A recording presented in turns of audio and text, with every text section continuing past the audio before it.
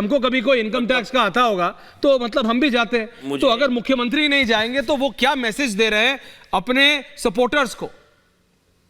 Thank you. Vineet ji also there. Rajesh ji, विधायक महोदय। देखिए, मुझे बड़ा अचंभा हो रहा है कि भाटिया साहब को ये बात नहीं पता कि बीजेपी की यहाँ सरकार थी ही नहीं। यहाँ पर सिर्फ दिल्ली में एक ही बार बीजेपी की सरकार आई है 93 के अंदर, और 3 मुख्यमंत्री बीजेपी को बदलने पड़े। आपको पता होना चाहिए कि मदन लाल खुराना जी, उसके बाद में साहिब सिंह वर्मा जी, और उसके बाद में सुषमा स्वराज जी ने बनाई, उसके बाद में बुरी तरह हारे। आज तक दोबारा कभी सरकार में नहीं आए हैं, कभी नहीं आए। 3 बार हमसे हारे, 3 बार कांग्रेस से हारे। दिल्ली की जनता इस ऐसी राजनीति को पसंद नहीं करती।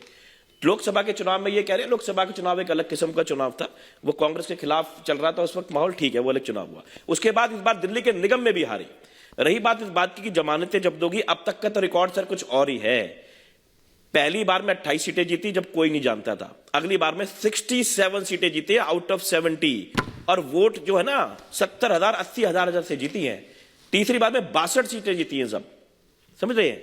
उसके बाद एमसीडी में हरा दिया, उसके बाद पंजाब में 92 सीटें जीती हुई हैं। आप क्या 10 साल में राष्ट्रीय पार्टी बन गई।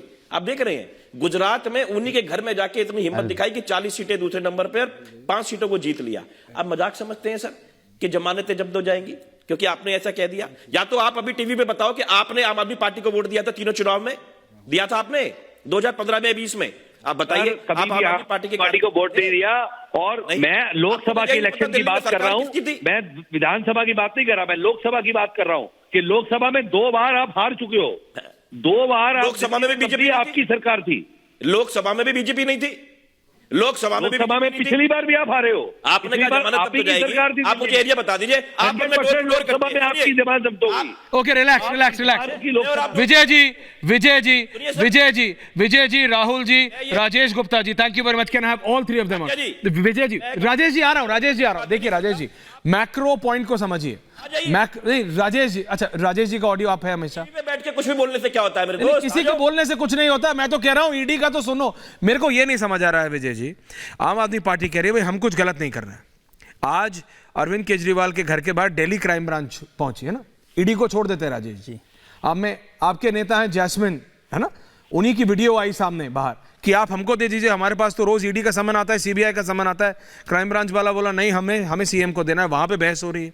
मैं कह रहा हूं अगर मुख्यमंत्री ही एजेंसी से लड़ता हुआ दिखेगा तो उनके फॉलोअर्स, उनके सपोर्टर्स, ऐसा तो है नहीं कि अरविंद केजरीवाल के सपोर्टर नहीं, ऐसा तो है नहीं कि आम आदमी पार्टी का कोई बैंक नहीं है वोट। हाँ, बीजेपी कह सकती है, Ajay Alok will be more than happy to say that, Vineet Goenka उसको इंटू 2 कर देंगे। लेकिन अगर इतना आसान होता है तो ये दिल्ली में हरा देते ना, उनको हारते हैं उनसे दिल्ली के इलेक्शन में। बिल्कुल ठीक बात आप कह रहे हैं। लेकिन अरविंद केजरीवाल का जो ये रिएक्शन है टू दिस नोटिस, ईडी, ये सारा जो स्कैम है, उसके ऊपर सवाल है कि why is he reacting like this?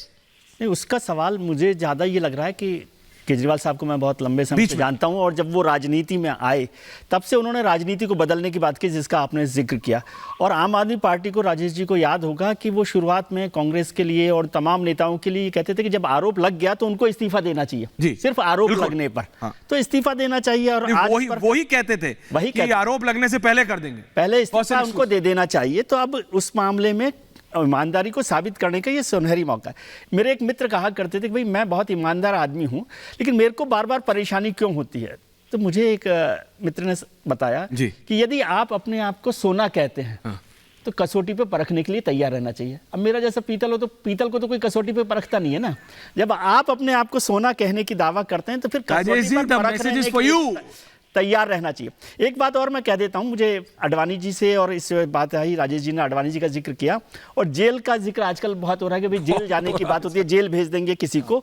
तो 1975 में इमरजेंसी में भारतीय जनता पार्टी नहीं, पूरा विपक्ष जो है जेल में था। इंदिरा गांधी जी के सरकार के वक्त में सारे लोग जेल चले गए थे, और उसके बाद वहां पर जो सरकार आई वो इंदिरा गांधी को सफाया कर दिया। तो ये तो एक मौका हो सकता है, नाराजगी जनता देखेगी कि यदि भारतीय जनता पार्टी जबरदस्ती जेल भेज रही है तो उसका जवाब भी उनको मिलेगा, फिर से सरकार बन सकती है। ये तो जनता है। और हिंदुस्तान की राजनीति में एक बहुत इंटरेस्टिंग पहलू है ईश्वर, कि राजनीति में जितने लोग हैं ना, वो हिंदुस्तान में जेल जो है ना उसका बहुत महत्वपूर्ण हिस्सा है। आजादी से पहले जितने लोग जेल में गए वो आजादी के बाद के राजनेता हैं। और उसके बाद जो दूसरी पीढ़ी आई, वो राहुल जी करेक्ट कर सकते हैं कि इमरजेंसी में जितने लोग जेल गए वो आज तक उस दूसरी पीढ़ी को कर रहे हैं। तो हिंदुस्तान में राजनेता को पक्का राजनेता बनने के लिए जेल जाना जो है वो एक पॉजिटिव पॉइंट है, कोई नेगेटिव पॉइंट नहीं है। जेल जाने से राजनेता जो है करप्ट नहीं हो जाता, मैं आप सबके पास मतलब एंडिंग कमेंट्स के लिए आ रहा हूं। राजेश जी, अगर आप अपने आप को सबसे अलग कहेंगे, सबसे साफ कहेंगे, तो फिर अपने आप को मतलब आप परखने से क्यों घबरा रहे हैं? विजय जी क्लियरली ये कह रहे हैं सोना बोलोगे तो टेस्टिंग तो होगी। आ रहा हूं, मेरा अभी भी अपने मैं अभी भी कह रहा हूं कि मैंने अपने दोनों जो साथी पत्रकार, बड़े पत्रकार हैं, जिनको मैंने एज अ आइडल अपनी जिंदगी में, चाहे मैं 10 साल से विधायक हूं, लेकिन मैं उनको देखता आया हूं और सुनता आया हूं जी। मेरा सिर्फ एक सवाल है उन दोनों से भी, क्या करें? अगर आप बताइए, अगर 2 साल बाद ईडी कह देती है या कोर्ट ये कह देता है कि अरविंद केजरीवाल जी को बेवजह बुलाया गया था, पार्टी खत्म हो जाएगी। दिल्ली की जनता ने जिस विश्वास के साथ में आम आदमी पार्टी को चुना, सपनों को चुना कि हमारी गरीबों की, आम जनता का भला होगा, अब ऑलरेडी हमारे 2-3 बड़े नेताओं को आपने अंदर रखा हुआ है, तो उन वादों का क्या होगा? हम जनता की भी तो देखना है हमें, कि जनता को छोड़ के अरविंद केजरीवाल कैसे चले जाए। जनता में हमने सर्वे कराया, कहते बिल्कुल मत जाओ, उनको कैसे छोड़ दें? सर्वे भी करा लिया आपने? Okay, wonderful. Okay Vineet, okay Rajesh ji, ending comments के लिए आ रहा हूं, लास्ट में आऊंगा। विधायक जी 3 बातें सुनिए ध्यान से, आपको जानकारी नहीं, क्योंकि मैं पूरा कागज लिख, भाटिया जी को भी रखिए। पहली नंबर बात है, मधुशाला के अंदर आपने केवल ड्राइडे कंपनी के घंटे नहीं बढ़ाए, उम्र नहीं कम की, आपने कमीशन नहीं बढ़ाया, लेकिन एक महत्वपूर्ण बात है, आपके जो उप मुख्यमंत्री थे सिसोदिया जी, उन्होंने एक प्रेजेंटेशन किया था, पावर पॉइंट प्रेजेंटेशन किया था, इक्विटेबल डिस्ट्रीब्यूशन ऑफ लिकर। मुझे बताइए, आज तक आपने कभी पानी के बारे में ऐसा कोई किया था क्या? कभी चिंता की थी? क्या कह रहे हैं आप? उन्होंने farmer deputy chief minister of Delhi ने एक प्रेजेंटेशन किया था। नहीं, आपके पास क्या प्रूफ है?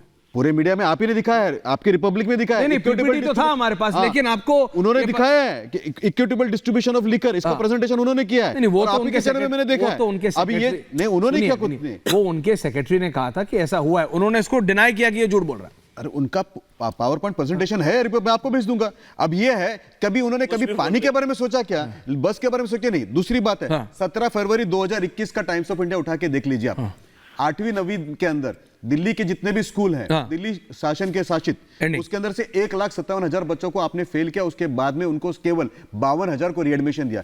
1,02,000 स्टूडेंट्स को आपने सिस्टम से बाहर किया ताकि वो तो ओपन सिस्टम में जाए, एमसीडी के स्कूल में जाए। ये आपको मेरा खुला आरोप है, जरा प्रूव कर लीजिए साहब। Okay, point taken. एंडिंग नहीं, अभी टाइम देने के लिए जल्दी क्या पॉइंट बोल रहे हो? आर्मी पे विश्वास नहीं करते आप, राजेश जी आ रहा है, आप ईडी पे विश्वास फेल कर दिया बच्चों को। अचानक पार्टी साहब, आपने खुद ने डिक्लेयर किया कि हम अनार्किस्ट हैं। क्या अरविंद केजरीवाल जी ने बोला नहीं था कि सबको क्या हम anarchist? Ratendra Bhatia ending comments. लगता है रतेंद्र भाटिया एंडिंग कमेंट्स। दिल्ली की जनता क्या चाहती है? Ratendra Bhatia ending comments. मैं सिर्फ दिल्ली की जनता सिर्फ ये चाहती है, मुझे सिर्फ इतना सा जवाब ये लोग दे दें कि अगर ये कानून सम्मान नहीं करते, ईडी और कोई भी अदर विभाग अगर इनको बुलाता है और जांच के जवाब नहीं देते, क्या एक आम व्यापारी के खिलाफ अगर ऐसा कोई होगा, तो क्या आम उसके लिए खड़ा रहेगी? क्या ना जाने के लिए ये सब नाटक करेगी?